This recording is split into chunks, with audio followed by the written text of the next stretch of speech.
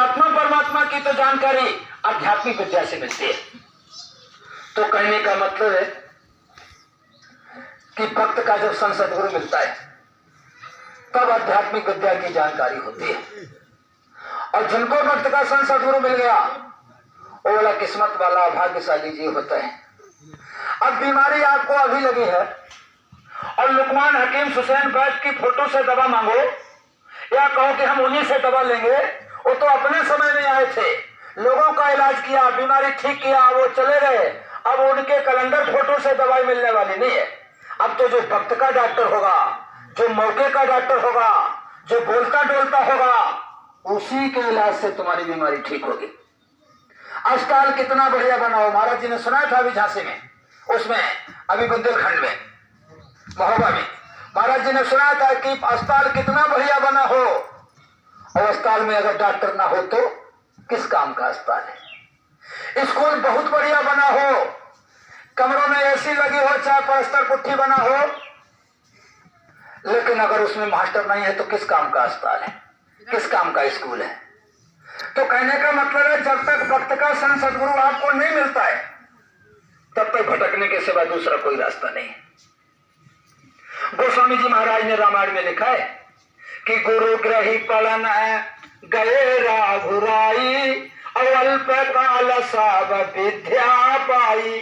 गुरु के दरबार में वो रघुराई यानी प्रभु राम को भी जाना पड़ा विद्या सीखने के लिए, आध्यात्मिक विद्या सीखने के लिए।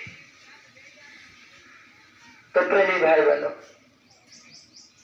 हमारे आज के कितने अच्छे भाग्य रहे कि हमको लोक और परलोक दोनों का, यानी गुरु महाराज की दया से, मालिक की दया से दोनों का हमको रास्ता मिल गया। गुरु महाराज नहीं मिल गए, यानी लोक और परलोक दोनों बनाने का हमको तौर तरीका सिखा दिया, जीवन जीने का तौर तरीका सिखा दिया। देखो सत्संग तो गुरु के सिवा दूसरा कोई नहीं सुना सकता है। महाराज जी कहते हैं सत्संग अलग होता है, प्रवचन अलग होता है, कथा अलग होती है। कथा तो उसे कहते हैं जो सात बनिया लीलावती कलावती की पंडित लोग कथा सुनाते हैं। प्रवचन उसे कहते हैं जो पराये वचनों को दोहरा दिया जाता है, जैसे रामायण से लिया, कबीर साहब से लिया, गुरु महाराज से लिया और गीता से लिया, तोड़ मरोड़ करके बढ़िया से लोगों को समझा दिया। और एक सत्संग होता है वो केवल संतों के द्वारा होता है, बाकी दूसरा कोई सत्संग नहीं दे सकता है।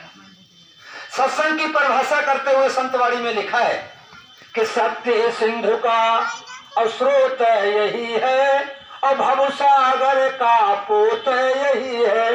पोत माने जहाज। अगर संसार रूपी सागर से पार जाने का कोई जहाज है तो सत्संग है। का सत्संग से पाशुबत विचरो है और सत्संग में सुख शांति धरो है। अगर सच्ची सुख और शांति मिलेगी तो सत्संग से। और सत्य ईश भगवान कहाँ है और सत्य मिले सत्संग जहाँ है। जहाँ सत्संग मिलता हो समझ लो संसार रूपी सागर से पार जाने का एक नौका गया जहाज हमको आपको मिल रहा है। तो सत्संग कौन सुनाता है, सत्संग कौन देता है? जो भक्त का संत सद्गुरु होता है, जो मौके का महापुरुष होता है। जैसे इस समय भक्त के संत सद्गुरु बाबा उमाकांत जी महाराज, ये भक्त के संत सद्गुरु हैं, जीते जागते महापुरुष हैं। गुरु महाराज का पावर इनके पास है। तो प्रेमी भाई बहनों, जो जीते जागते महापुरुष मिलेंगे तो उन्हीं से सत्संग मिलेगा। तो प्रेमी, जब जब महापुरुष आते हैं, जब जब संत महात्मा आते हैं तो हम लोग तो उनके बारे में शंका ही करते रहते। मैंने भी पिछले सत्संग में आपको सुनाया था, राम से राम आए थे, उनसे शंका किया तो राज ठान दिए, 1 महीना युद्ध किया। कृष्ण भगवान आए तो उनसे राज ठान दिया, 18 दिन का महाभारत हुआ।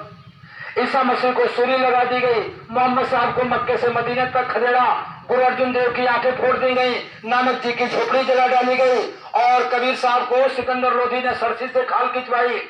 और क्या क्या इतिहास है। गोस्वामी जी महाराज को काशी के विद्वानों ने कितना तंग किया।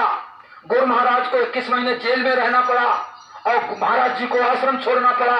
कहने का मतलब है जब जब महापुरुष आते हैं, जब जब कोई शक्ति आती है तो उनके पीछे बखेड़ा। किसी महापुरुष का इतिहास उठाओ, कोई भी महापुरुष अभी से लेकर के कबीर साहब तक जितने महापुरुष आए थे, एक महात्मा थे, सच्चे गुरु थे।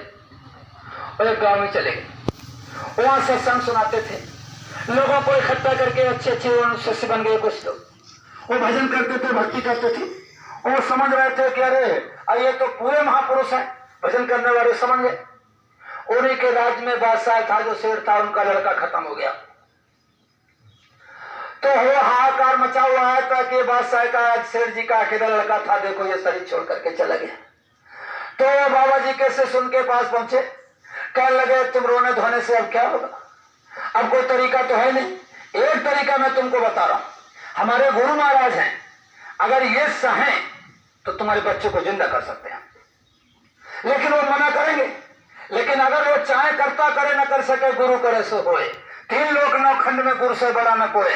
जैसे मर्यादा में तो रहता है, जैसे राष्ट्रपति है, चाहे तो तुमको घर से बेघर कर दे, लेकिन मर्यादा में करेगा नहीं। तो कहने लगे वो कर सकते हैं। शंका तो थी लोगों को, लेकिन फिर भी शेर जी बादशाह वहां बाबा जी के पास गए।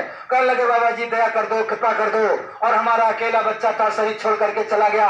और बाबा जी ने कहा बच्चा, कोई यहाँ जिंदा मुर्दा करने की मशीन है हमारे पास, मुर्दे को हम जिंदा कर दें। कहने लगे नहीं, दया कर दो, दया कर दो।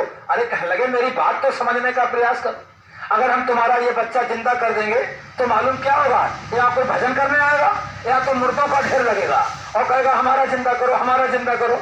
महात्माओं के पास तो तौर तरीका नहीं है, मैं ये काम नहीं करूंगा। ज्यादा निवेदन किया, ज्यादा प्रार्थना किया, पैरों में मस्तक रख दिया, हाथ जोड़े बड़ा गिड़गिड़ाया। तो फिर बाबा जी ने कहा अरे सेठ जी, अगर हम ये काम कर भी देते हैं तुम्हारा, मान लीजिए, तो तुम मालूम इसके बदले में हमको क्या दोगे? बोला महाराज आधा राजपाट दे देंगे, धन दौलत दे देंगे, ये करेंगे वो करेंगे। कहने लगे कुछ नहीं दोगे तुम इसके बदले में दोगे हमको सजा, और कुछ नहीं। अरे कहने लगे महाराज ये कैसे होगा, आप हमारे बच्चे को जिंदा करो, हम आपको सजा दें।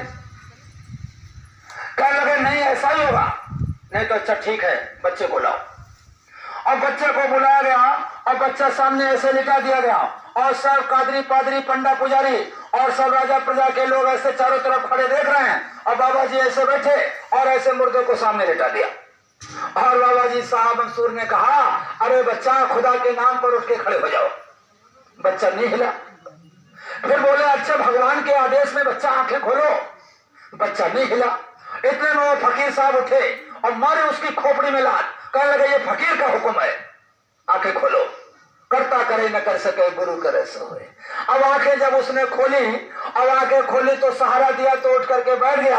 अब तो पंडा पुजारी कादरी पादरी में फुसफुस होने लगी, ये क्या हो गया, भगवान पीछे, ये खुदा का पीछे, ये तो खुदा का दुश्मन, ये भगवान का दुश्मन, ये मेरे शरीयत के शान के खिलाफ हो गया। कौन मानेगा खुदा को, कौन मानेगा भगवान को? इसमें कोई जादू टोना है, इसने ऐसा कोई चमत्कार कर दिया तो भगवान से क्या ऊपर हो गया? इसको सजा मिलनी चाहिए। ये तो कट्टर दुश्मन भगवान का है। काली पट्टी बांध करके हड़ताल कर दिया कि ये हम तो शहीद हो जाएंगे, हम कुर्बानी दे देंगे, हम मर जाएंगे अपने भगवान के नाम पर। ये भगवान के दुश्मन को सही सलामत नहीं देख सकते। इसको ऐसी सजा दिया जाए, गलती ऐसी दोबारा न करे। हम आत्मा तो पहले ही जानते थे कि इसके बदले में हमको क्या मिलेगा। अब देखो आज चारों तरफ बैठक होने लगी, बादशाह बेचारा बड़े परेशान। उनका तो लड़का जिंदा हो गया, उल्लू सीधा हो गया। अब उसे तो क्या, अब वो बेचारा सजा तो देना नहीं चाहता, लेकिन ये संतरी मंत्री कादरी पादरी पंडा पुजारी सब एकदम विरोध में आ गए। कहने लगे हम भगवान के भगत, हम राम के भगत, हम खुदा के भगत, फलाना भगत, और हाँ ये खुदा का दुश्मन, भगवान का दुश्मन, इसने खुदा को पीछे किया, भगवान को पीछे किया, और इसको तो सजा मिलनी चाहिए। अब सजा मिलनी चाहिए तो कैसे मिलनी चाहिए? आप साहब, कोई कहता है जिंदा जमीन में गाड़ दो, कोई कहता है इसको सूली लगा दो, कोई कहता है दीवार पर चिनवा दो, और एक बोलता है कि नहीं नहीं, इसको रोड के किनारे खंबे से बांध दो और गांव में ढिढोरा पीट दो कि सब लोग निकले तो पत्थर ईटा और बेला मारते हुए निकलेंगे, और ये कहें कि ऐसी गलती अब कभी नहीं करना। गलती महापुरुषों से कह रहे हैं कि ऐसी गलती अब कभी नहीं करना। कहने लगे ये प्रस्ताव ठीक हो गया, ये पास हो गया। खंबे से बांध दिया, अगर जीवन होगा तो बच जाएगा और नहीं तो गया काम से। लेकिन यही प्रस्ताव पास हुआ, खंबे से बांध दिया गया। अब बांध दिया गया तो सब लोग हाथ में, क्योंकि वो तो भगवान के भगत हैं, ये महात्मा भगवान के दुश्मन है, और उनको तो मारने के लिए अपना धर्म समझते हैं। ऐसे बहुत से जाति लोग ऐसे होते हैं, वो प्रेमी लोगों को जान से मारना अपना मजहब समझते हैं कि उनको जितना मार दो उतनी जल्दी जन्नत मिल जाए। तो ऐसे लोगों के भाव पैदा हो जाते हैं। तो प्रेमी हो ऐसे मारते हुए ऐसे मारते हैं महात्मा को और कहते हैं ऐसी गलती कभी नहीं करना। सब लाइन में खड़े हुए। उसी लाइन में उन्हीं बाबा जी के शिष्य भी खड़े हो गए क्योंकि वही गांव के रहने वाले थे। अगर वो नहीं खड़े होंगे तो बादशाह सजा देगा, राजा सजा देगा। उसी लाइन में वो खड़े अब सोच रहे हैं कि अगर मारा बाबा जी को तब तो गुरु नाराज है, अगर नहीं मारा तो ये सेठ नाराज है, सिपाही नाराज है, तो इधर सजा मिलेगी। तो उन्होंने क्या किया कि क्या तरीका निकाला जाए, तो एक हाथ में तो पत्थर ले लिया और एक हाथ में फूल ले लिया। दिखाने के लिए तो पत्थर रहेगा लेकिन मारने के लिए फूल रहेगा। अपने गुरु को हम पत्थर नहीं मारेंगे, फूल मारेंगे। तो अब लाइन में वो भी खड़े हो गए। अब लाइन में खड़े हो गए, लोग मारते जा रहे हैं और वो भी यही काम करने जा। जैसे गुरु के सामने आए वैसे पत्थर तो छोड़ दिया, फूल मार दिया इसे। अब जब फूल मारा तो गुरु बहुत जोर से कराए, बहुत जोर से चिल्लाए और कहा बच्चा इतनी पीड़ा हुई। तब वो शिष्य बोला गुरु महाराज लोगों ने पत्थर मारा, ईटा मारा, डेला मारा, तब तुमने उठ तक नहीं किया और मेरे इस फूल की मार में इतनी चोट आई तुमको तो तुम कहा रहे हो, चिल्ला रहे हो। तब गुरु बोले बच्चा उन जिन लोगों ने पत्थर ईट हमको मारा है उनकी मार में वो चोट नहीं लगी जितनी तेरे फूल में चोट लगी। बोला कैसे? कहने लगा वो लोग तो मेरे मर्म को नहीं जानते थे, वो तो बेचारे अज्ञान थे, अज्ञानता में कुछ भी करते रहे, लेकिन तू तो मेरे मर्म को जानता था। तो मेरे शान के खिलाफ एक कदम तुझे नहीं उठाना चाहिए था और तुझकी ये हिम्मत। तो उन पत्थरों में जो चोट नहीं आई वो तेरे फूल में चोट आई, तेरे भाव में चोट आई। तो प्रेमी कहने का मतलब ये है कि दुनिया नहीं जानती है कि बाबा जय गुरुदेव क्या है, दुनिया नहीं जानती है अध्यात्मवाद को, दुनिया नहीं जानती है गुरु महिमा को। तो उनके जो मन में आएगा वो करेंगे, कहा तुम्हारा विरोध पर खड़े हो जाए। लेकिन जो लोग जानते हैं कि सदगुरु क्या होता है, 3 लोक 9 खंड में गुरु से बड़ा न कोई, जो लोग जानते हैं गुरु से बढ़कर के दुनिया में कोई पावर नहीं है, कोई शक्ति नहीं है, उन लोगों को गुरु की मर्यादा में रहना चाहिए।